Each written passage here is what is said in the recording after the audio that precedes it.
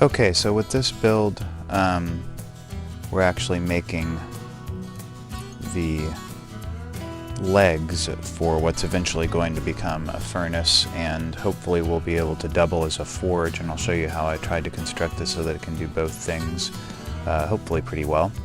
But the design here requires me to have 3 legs on the bottom of a galvanized steel pail that I purchased. And so what I've got is a 48-inch, it's actually 48 and 3/16 inch length of 3/16 by 3/4 inch mild steel, and I'm just measuring it out so that I can cut 3 equal length pieces, which end up being, what is that, 16 and 1/8, 16 and 1/16 or something like that long. So this work table is sort of interesting. It's plastic, and it lets me be able to put it away because I don't really have a workspace inside that I can work in, but it's set up here where I'm going to use my Dremel tool to cut this steel. And I was kind of surprised. It did a good job, but I really wasn't expecting to see the grinding disc, or rather cutting disc, work its way down so quickly. You know, a lot of people will say that you don't have to worry too much about what you wear when you do this kind of stuff, but you know, my opinion is that you should probably not be wearing gloves if you're working with spinning things. You know, many of you may have figured out by now that I am a physician, and so I've had enough experience with seeing folks in our trauma center to know that you don't want to have a degloving injury where your finger is removed of its glove and also of the skin. So I'm not wearing gloves. I'm also wearing 2 levels of eye protection, so you can see I've got safety glasses on, and then I've also got a full face shield on over the top of that. And that's just to prevent any metal from getting in my eyes. I work with our MRI equipment, and you can't go into the scanner room if I get metal in my eyes, so I have to make sure that I'm protecting my eyes from getting metal in them. The cuts here end up being pretty good, and I end up with you know, the same length, but really it probably wouldn't matter all that much. The whole purpose of having 3 legs on this is actually to make sure that it's stable no matter what kind of surface it's on. I'll probably be using this in my yard rather than on this concrete patio. The reason for that is that if I end up with molten metal spilling onto the concrete, and that concrete has any trapped water within it, that water can kind of instantly vaporize into steam and cause the concrete to crack and explode. And I don't really want that to happen, so I'm probably going to be working with this furnace set up in my yard over the dirt and grass, so that I don't have that rapid expansion of steam within concrete causing explosions. And you can see here my grinding disc is the cutting disc rather is really, really worn down. I mean, that thing is smaller than a dime now. It made it really difficult to use with the guard I had in place that I made in a previous video. So now I've got my pail out, and I'm going to mark out how I want these 3 legs to go. I'm trying to mark it out so that you can see the handle is going to be in line with the way that the legs are oriented, so that 2 legs will, if I turn it on its side, the 2 legs will actually allow the furnace to then sit fairly level on the ground as a forge, versus when it's upright and it's on all 3 legs. But again, the 3 legs lets it be stable no matter what kind of surface it's on. I don't know if you've ever tried to balance a 4-legged table, and you're always trying to shim up one of the legs because there's, you can never get all 4 legs to be exactly the same length, because there's just enough unevenness to the surface. You go into a restaurant, it can be really frustrating, of course, to sit down at a table and have the table wobbly. And so I'm avoiding that by having this sit on 3 legs rather than 4. So I've got to have these 3 legs be evenly spaced out, and you can see that I've marked off using my speed square is a protractor, I've been able to mark out 120-degree angles so that I can draw out these legs to be exactly spaced out correctly. And then I'm actually going to mark off points where this bottom of this galvanized pail is ridged. And on those ridges, I'm going to be drilling holes. Then I'm going to drill holes into my leg pieces that I will use to rivet the leg pieces to the bottom of the pail.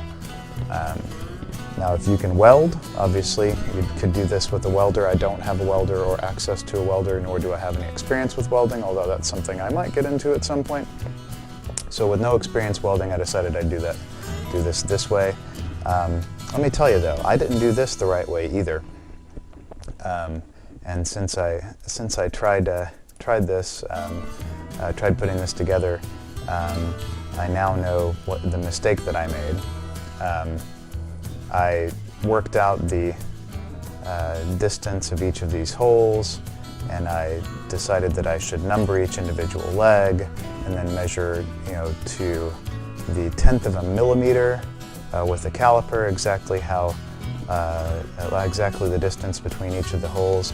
And even with all of that, when I drilled the holes into the bottom of the pail, separate from the holes in the legs, they just didn't line up, which I should have realized was going to happen. So if there's any way that you can, clamp the leg down to the pail and just drill through both at the same time, that is a much better idea. So I center punch just with a nail into this galvanized sheet metal, and then I'm going to drill 1/8 inch holes into each of these. So my hope is that I'm going to be able to use this once it's completed, that I'm going to be able to use it to melt metal. That's the thing that my son and I have taken a look at on the YouTube and thought we might have some interest in was melting metal and doing some casting and that sort of thing.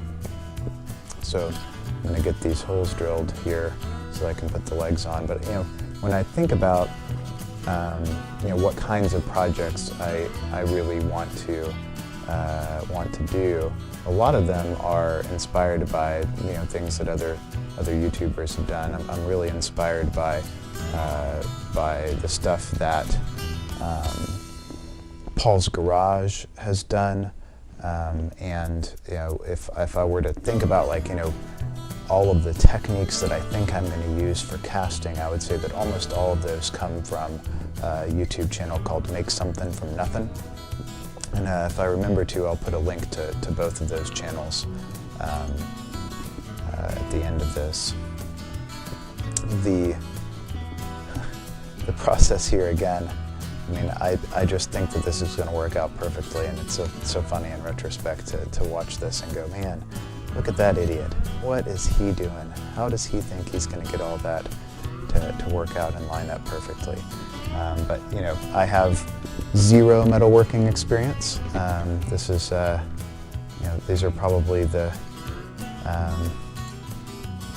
8th through 16th holes that I've ever drilled in metal with a drill before. So if it looks like I know what I'm doing, I don't.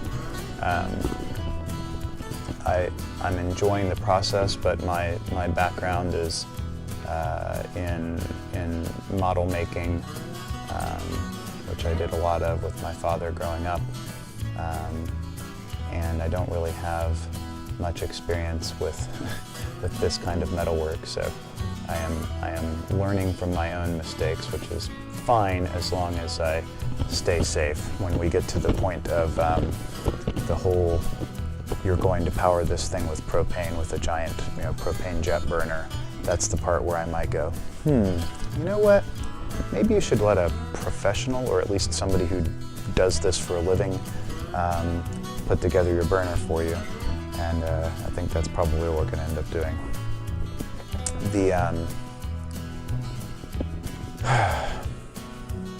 So when I first considered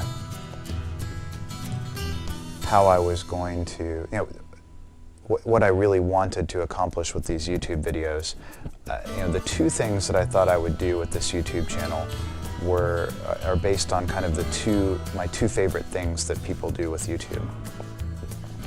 One of those things is to share their expertise.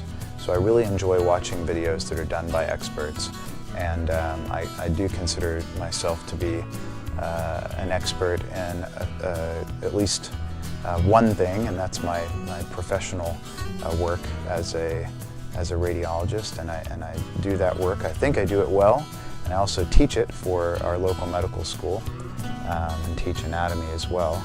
And so there may be some videos that I do eventually on that sort of thing. My students have said, hey, the way that you teach this and draw this out, that you could turn this into a YouTube video. So I might end up doing some of that. But the other types of videos that I'm really inspired by are people who just kind of put up their efforts to learn a new skill. And I think I have thought that would be mostly what this YouTube channel would be about, that you would get to watch me and maybe my children explore some of these new and different skills, things that we've never tried before, and that we would kind of all learn together. Again, Paul's garage, man. Paul has got this fantastic sort of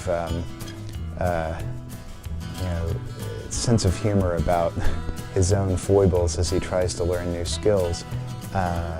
But he's great with his hands and really does good work, and has a much stronger sort of maker background than I do.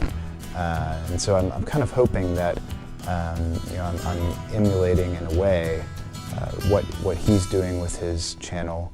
I'm hoping that I've learned some from the stuff that he's been up to, since we're going to be doing a lot of the same projects over time.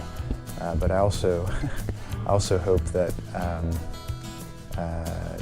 that you guys will go and watch his stuff as well, because I'm never going to be as funny as he is about all this. I enjoy it. I'm really excited to get the opportunity to try all these different things out. But man, he's really got a great sense of humor about it, and I'm not sure that I'm going to be able to come up with as many funny jokes about how all this works. If you notice there that I'm in the beanie, I kind of made a conscious effort to sort of be in the same clothing in all of my videos, but it was so cold, I was surprised I got any footage. My cameras really weren't performing very well. It's, I want to say it was 16 with a 10-mile-an-hour wind or something like that, 16 Fahrenheit, so below freezing. And I'm trying to work out here while I've got some sunlight to make it a little bit more, more bearable. I was going to say less miserable, which is sort of the same thing. Being a Texas boy, living in the mountains has been interesting. I certainly never experienced really never a day in my childhood years growing up in Texas where it was as cold as it is this day that I'm working on this. So go figure. I married a mountain girl, a self-professed hillbilly, and here we are in the mountains. And so, sure enough, it's cold in the mountains. But at least there's no snow on the ground. When I filmed these videos, actually at the time that I'm putting together the narration for this, currently everything is covered in snow, so that patio is sort of unusable as a space for doing this kind of stuff because I'd have to tromp around in the snow to do it.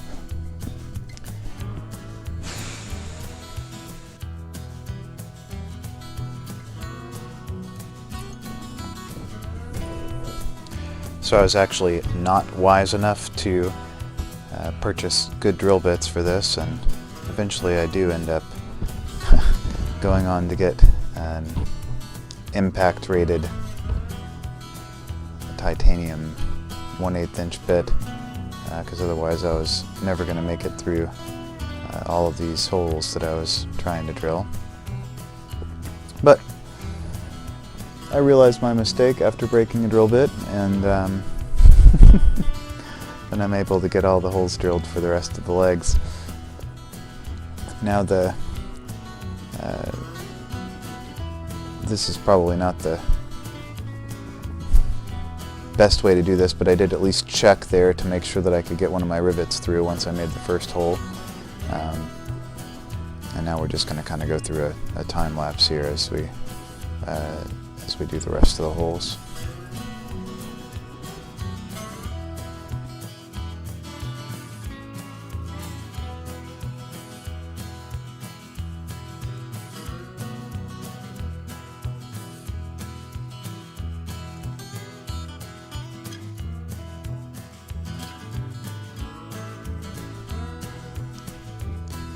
So the next thing that has to happen is I have to have the legs bent so that they will provide the stability that I want, but also so that I can get them to work around the lip of the bottom of this galvanized steel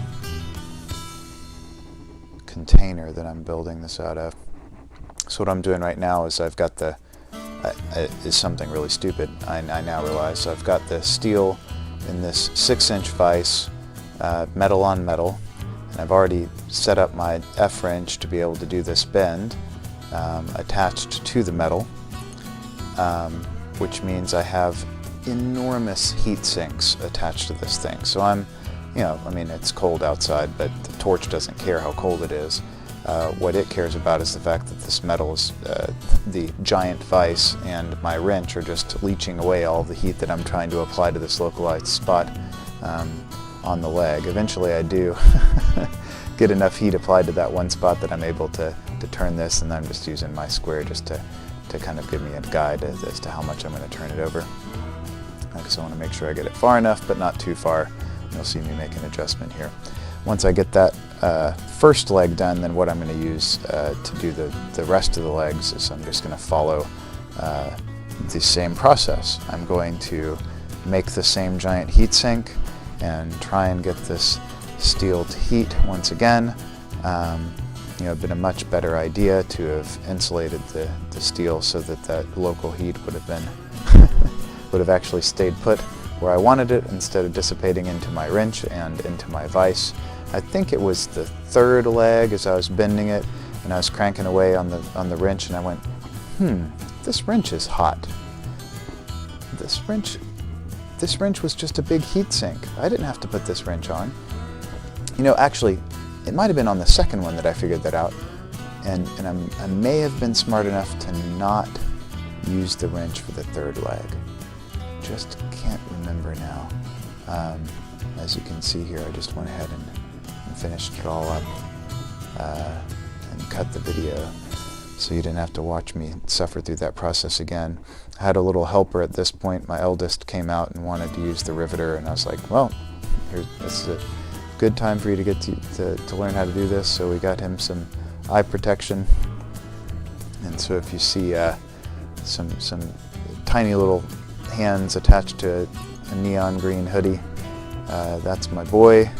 He wanted to help me out, so he'll be cranking away on this riveter for me as I hold everything in place, which actually was really helpful, and he really enjoyed doing it once.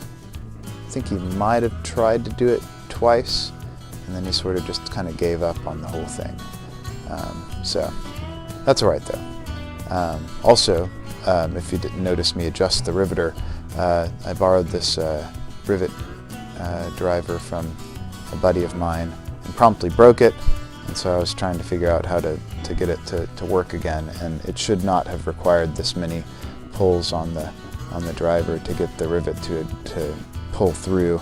That's just because I I decided that the rivet gun wasn't working correctly and tried to fix it, and I unfixed it, so it took me a while to figure out how I'd unfixed it so that I could refix it so that I could get the rest of the thing done. And I'm not going to put you through the torture of watching me try and get the other two legs on. But eventually I do get 3 rivets into each of the 3 legs, and I'm able to stand the whole thing upright, and it seems to be pretty level and pretty sturdy. and I'm happy with it, especially considering the lining of this particular furnace is going to be done with a coated ceramic wool. So the whole thing is actually going to be pretty light. It doesn't, you know, the weight that the furnace is going to be supporting is not going to be the furnace itself as it would be with refractory cement, but it's going to be the weight of what we melt in it. So that's the furnace.